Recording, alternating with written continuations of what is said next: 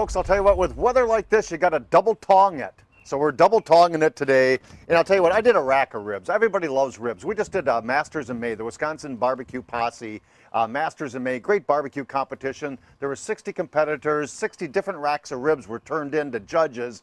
Everybody loves ribs. Everybody ribs are different. And here's a great way to do it. I actually seared my rack of ribs off.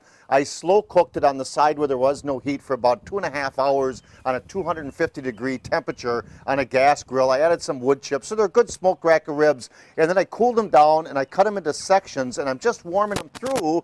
And here's what we're going to do. We're going to make sweet and sour glaze. So I'm going to take a little bit of our #1 sweet and rich barbecue sauce, little #1 sweet and rich barbecue sauce, little rice vinegar to thin that out a little bit. Everybody's got to have a little soy sauce in there, so it's a sweet and sour glaze.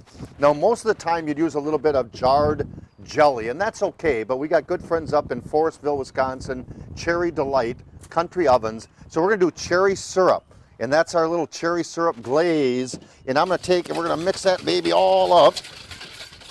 And this is the fun part right here. In front of engineering, I get to make a good mess on the deck, and that's a great way to do it. So we're going to take our warm through little sections of ribs, and I'm going to sit and we're just going to do a little tossing, just a little tossing right now. We're going to make ourselves a little mess. Oh, man. And now you can do two things. You can take those glazed ribs and toss them back on the grill and sear that sugar off a little bit. That's what we'll do. I was going to dump them here, but let's just put them back on the grill, and we'll just sear those off a little bit and just get that glaze and that sugar going a little bit and caramelize them. So there's so many different ways to do ribs. Don't be afraid to do them. You're going to do a rib master in your own backyard. Hey, more of Wisconsin Tonight with Cassandra right after this. We'll be right